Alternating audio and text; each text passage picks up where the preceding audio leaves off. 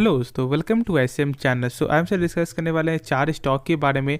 पहला आपका होने वाला है टाटा स्टील, दूसरा आपका होगा अदानी पावर, थर्ड आपका होने वाला है अदानी विलमार और लास्ट में डिस्कस करेंगे आपको एचडीएफसी लाइफ इंश्योरेंस के बारे में।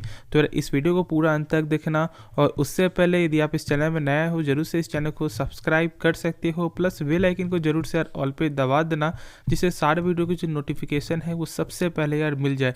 तो डिस्कस करते हैं पहले टाटा स्टील के बारे में। आज जो है टाटा स्टील में 6% से ज़्यादा की जो है तेज़ी देखने को मिली। ऐसे आप जानते हो कि टोटल जो लिस्टेड कंपनी यहाँ पे टाटा ग्रुप का 24 है, ठीक है, और 24 में से 15 कंपनी का यहाँ पे आपको जो निगेटिव रिटर्न आपको देखने को मिला है। ऐसे देखो टाटा स्टील का मात्र लगभग 1.5% ही निगेटिव रिटर्न है एक साल के हिसाब से देखोगे, लेकिन और सब देखोगे यहाँ पे टीसीएस तो यहाँ पे ज़्यादा आपको देखने को मिलेगा।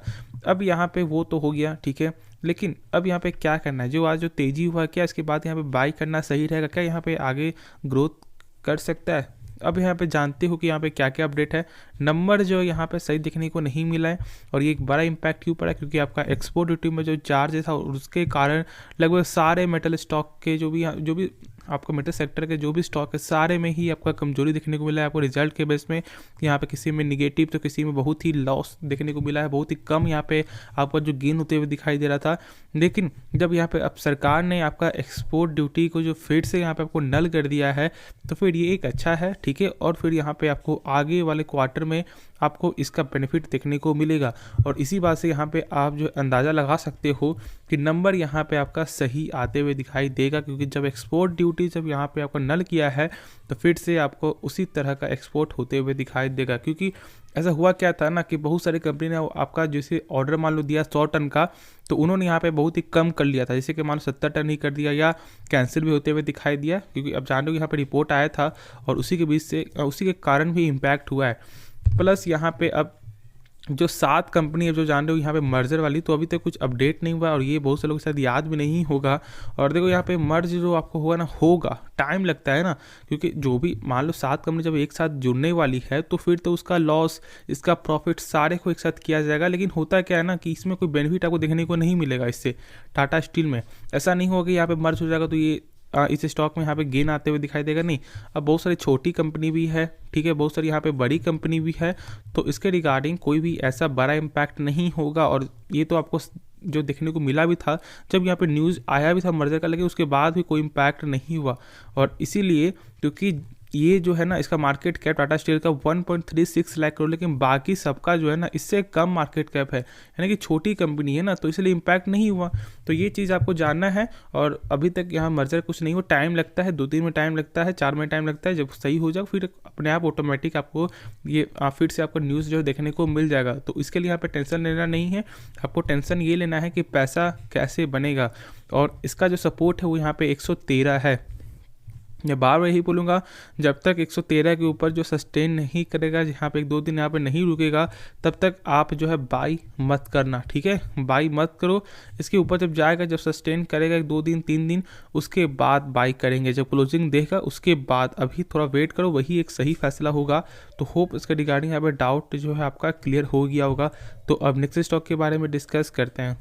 तो डिस्कस करते हैं अदानी पावर के बारे में। आज फिर से यहाँ पे आपको 5% का गेन देखने को मिला है, 289 पॉइंट यहाँ पे आपका बढ़कर बंद होते हुए दिखाई दे रहा है। तो क्या फिर से एक अच्छा बाउंस बैक देखने को मिल सकता है, तो उसी के बारे में डिस्कस करेंगे। लेकिन पहले यहाँ पे आप ये देख लो कि जो आपका ईयर ऑन ईयर की यानी कि आपका 1 जनवरी से देखोगे ना, तो 185% का कंपनी यहाँ पे रिटर्न अभी भी यहाँ पे दे रही है। ऐसे तो यहाँ पे करेक्शन बहुत हो चुका है, क्योंकि जहाँ पे आपका 400 के ऊपर भी स्टॉक आपको चला गया था, शायद जहाँ मुझे यहाँ पे याद है 440 तक शायद जाते हुए मैंने देखा था।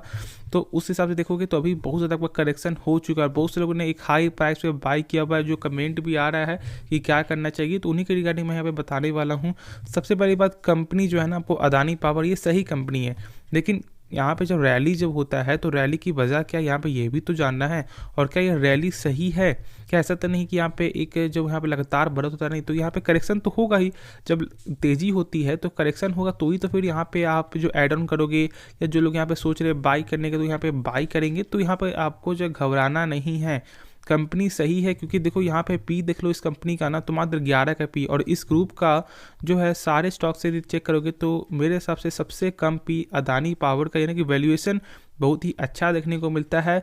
और कंपनी ख़राब नहीं है, देख रहे हो पावर, टाटा पावर, ये सारे ही लॉन्ग टर्म का यहाँ पे सेक्टर है और इसी के कारण आपको यहाँ पे डरना नहीं है। ठीक है, कंपनी सही है, होल्ड करके चलो। अब यहाँ पे देखो, यहाँ पे आपका फाइनेंशियल के तौर पे कि आपका इस बार का नंबर कैसा देखने को मिला आपका ईयर ऑन ईयर के वाइज से, तो देख सकते हो कि आपका जो रेवेन्यू के मामले में तो ग्रोथ देखने को मिला है 35% और आपका नेट इनकम में भी आपका जो है 401% का ग्रोथ देखने को मिला। तो फिर नंबर आपका जो है ईयर ऑन ईयर पे सही देखने को मिल रहा है, तो आप होल्ड करके चलो। अब यहाँ पे यदि आप सोच रहे हो फ्रेश बाई करने का ना, तो फिर यहाँ पे जान लो आपकी अभी थोड़ा सा रुक जाओ। ठीक है, फिर से आपको यहाँ पे 320 के लेवल के ऊपर जाने दो, उसके बाद फिर हमसे सोचेंगे बाई करने का। अभी वेट कर लो, थोड़ा वेट करोगे तो फिर ऐसा हो सकता है यहाँ पे फिर से एक अच्छा मौका मिल जाए, और नहीं तो जब तेज़ी होगी तो फिर यहाँ पे उसमें बाई करेंगे ही, लेकिन 320 तक आपको वेट करना है। 320 के ऊपर जब जो है आपका सस्टेन करेगा, उसके ऊपर जाएगा तो फिर हम सब बाई करेंगे, लेकिन अभी वेट, क्योंकि ऐसा हो सकता है यहाँ पे फिर से ज़्यादा करेक्शन देखने को मिल जाए, तो फिर उस समय हम सब देखेंगे। लेकिन अभी आपको होल्ड कर चलना है और पेशेंस रखना है। यदि आपने एक हाई प्राइस से बाई किया हुआ है ना, तो फिर आपको यहाँ पे पेशेंस आपको दिखाना होगा। यदि आप इन्वेस्टर है तो, यदि आप ट्रेडर है तो फिर तो यहाँ पे आपको स्टॉप लॉस लगाना था, और यदि आपने स्टॉप लॉस नहीं लगाया है तो ये तो आपने एक बड़ा गलती किया है। लेकिन जब आप इन्वेस्टर हो, जो आपका लॉन्ग टर्म पर्पस के लिए है, तो फिर डरना आपको नहीं है। डरोगे तो फिर तो यहाँ पे आपको आप जो हर स्टॉक को यहाँ पे आप बेच दोगे, एक अच्छे स्टॉक को भी यहाँ पे सेल कर दोगे, तो ऐसा बिल्कुल नहीं है।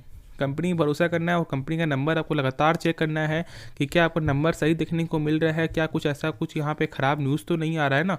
तो सारा चीज़ ही आपका जो डिपेंडेंट है, और स्टॉक का यहाँ पे ये भी चेक करना है कि क्या इसका लॉन्ग टर्म पर्पस से क्या ग्रोथ है या नहीं है। तो सारा चीज़ चेक करो, उसके बाद ही आप यहाँ पे इन्वेस्ट करना किसी भी कंपनी में, तो ये एक सही होता है। बाकी यहाँ पे देखो फंडामेंटल, तो फंडामेंटल इस कंपनी का सही देखने को मिलता है। बाकी जो भी एक्सीडेंट हो कमेंट में पूछ सकते हो। तो अब नेक्स्ट स्टॉक के बारे में डिस्कस करते हैं। तो वह डिस्कस करेंगे अदानी विल्मर के बारे में। अदानी विल्मर में आज यहाँ पे 5% का गेन देखने को मिला है, 550 पे क्लोजिंग है।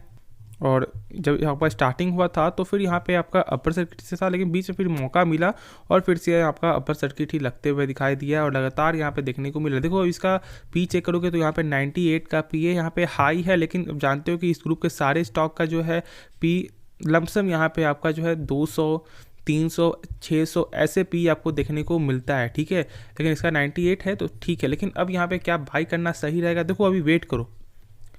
देखो यहाँ पे गेन तो हो रहा है, लेकिन वेट इसलिए करो क्योंकि बहुत लंबे समय से, मैं थोड़ा दिखा दूँ ना आपको, तो 1 मंथ के हिसाब से वो -12% ये कंपनी आपको गिर चुकी है, जहाँ पे आपका 600 में था। ठीक है, प्लस 6 मंथ देखोगे तो आपका 7% का यहाँ पे आपका जो डाउन ही देखने को मिला। जो आपका जो सपोर्ट था ना 6 मंथ का, यहाँ पे देख सकते हो कि जो सपोर्ट था उस सपोर्ट के नीचे ही है अभी।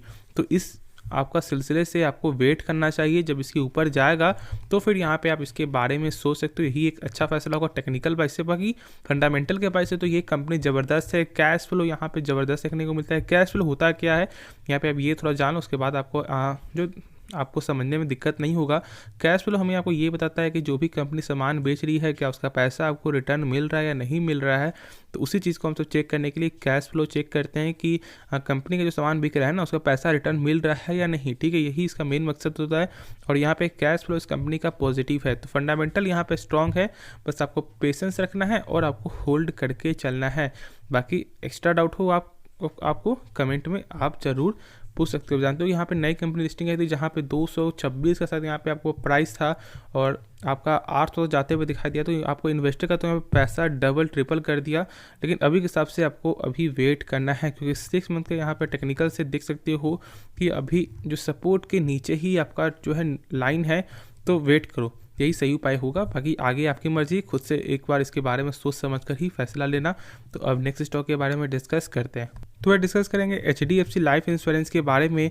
और देखो यहाँ पे इंश्योरेंस मार्केट तो आपको आगे जाना ही वाला है, जहाँ तक मुझे ऐसा उम्मीद है, क्योंकि इस बार आपको जानते हो कि फाइनेंस मिनिस्टर का भी ऐसा बयान आया था कि मार्केट को जो है ना, जो आपको इंश्योरेंस मार्केट को यहाँ पे आगे बढ़ाना है, क्योंकि भारतीय आपका इंश्योरेंस मार्केट बहुत ज़्यादा पीछे देखने को मिलता है। लेकिन और सब में देखोगे, और सब बड़े स्टेट में यहाँ पे और सब बड़े कंट्री में देखोगे तो फिर यहाँ पे क्या देखने को मिलेगा कि आपका इंश्योरेंस मार्केट एक अच्छा खासा मार्केट जो यहाँ पे आपका मार्केट बना हुआ है। ठीक है, अब यहाँ पे होता है क्या है ना कि लोग अभी हेल्थ इंश्योरेंस को देख लो, ठीक है, टर्म इंश्योरेंस को देख लो, यहाँ पे लोग नहीं समझते हैं, क्योंकि उनको ऐसा लगता है कि आपको हेल्थ इंश्योरेंस हो गया या टर्म इंश्योरेंस हो, पैसा बर्बादी नहीं, बिल्कुल ऐसा नहीं है। इसका भी एक आपका अलग बेनिफिट है और ये बेनिफिट बहुत ज़्यादा आपको हेल्प करेगा जब यहाँ पे आप सही इंश्योरेंस को जब आप चुनोगे, ठीक है। अब मेरा यहाँ पे कोई भी आपका जो प्रमोशन का ऐसा कुछ वीडियो नहीं है, बस मैं यहाँ पे बता रहा हूँ आपको कि आपको भी यहाँ पे इंश्योरेंस में ज़रूर फोकस रखना चाहिए और आपको भी ज़रूर यहाँ पे हेल्थ इंश्योरेंस कम से कम यहाँ पे आपको लेना चाहिए।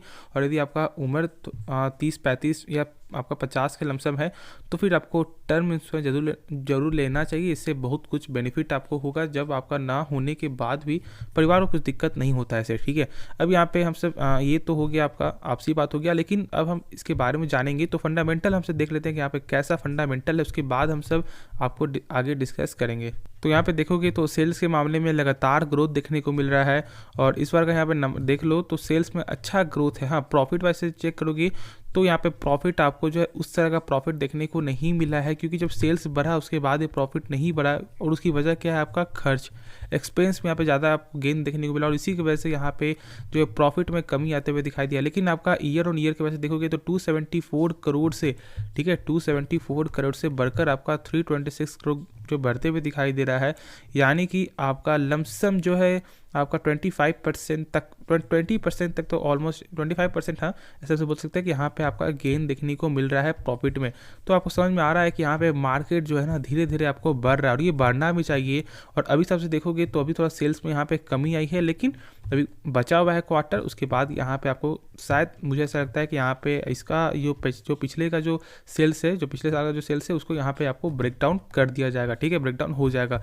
अब यहाँ पे देखोगे तो इस कंपनी का एसेट में तो टोटल एसेट यहाँ पे लगातार बढ़ते हुए दिखाई दे रहा है, ये सबसे अच्छी चीज़ है। अब कैश फ्लो यहाँ पे सबसे बड़ा जो फंडामेंटल है और यहाँ पे क्या होता है कैश फ्लो, यहाँ पे वो भी आपको जानना जरूरी है। कैश फ्लो यहाँ पे ये बताता है कि जो भी कंपनी सामान बेच रही है उसका पैसा रिटर्न मिल रहा है या नहीं मिल रहा है। तो इसको सिंपल जो यहाँ पे चेक करो, कैश फ्लो आपका ऑपरेटिंग एक्टिविटी देख लो, यहाँ पे आपका 5540 करोड़ है ना, तो हमसे चेक करते हैं कि 5540 करोड़ है तो इससे कम होना चाहिए टोटल प्रॉफिट। तो चेक करते हैं आपको क्या देखने को मिलता है, आपका 1208 करोड़। तो आपको खुद समझ में आ रहा है कि कैश फ्लो पॉजिटिव है और ये सबसे अच्छा बात है, क्योंकि जब कैश फ्लो जब आपको निगेटिव होता है ना तो थोड़ा यहाँ पे आपका जो है और सा फंडामेंटल में भी यहाँ पे जोर देखना पड़ता है, वहाँ और सा फंडामेंटल देखना पड़ता है। लेकिन जब कैश फ्लो जब आपका पॉजिटिव होगा तो फिर यहाँ पे आपको खुद समझ में आ रहा है कि जो भी सामान बेच रही कंपनी उसका पैसा आपको रिटर्न मिल रहा है। अब होप ये वीडियो में जो भी आपका डाउट है यहाँ पे फंडामेंटल के वाइज से और क्या करना है अब यहाँ पे वो जान लो, क्योंकि यहाँ पे मैंने भी नहीं बताया है। तो आपको जो है ना, जब आपको हर गिरावट में आप धीरे धीरे करके स्टॉक को बाई कर सकते हो, क्योंकि ये लॉन्ग टर्म का स्टॉक है ना, तो लॉन्ग टर्म प्रोस्पेक्टस के हिसाब से जब आपको हर गिरावट में जब गिरावट आपको हो रहा है 50-60 पॉइंट या 70-80 पॉइंट, तो यहाँ पे बाई करते रहो और ये एक सही फैसला होगा फॉर द लॉन्ग टर्म के लिए। तो होप अब इस वीडियो में जो भी डाउट यहाँ पे क्लियर हो गया। इस वीडियो को देखने के लिए दिल लाइक कर देना, ठीक है, प्लस यदि आपको पसंद आए लाइक करो और चैनल को सब्सक्राइब कर दो। तो मिलते हैं नेक्स्ट वीडियो में, तो तब तक के लिए धन्यवाद।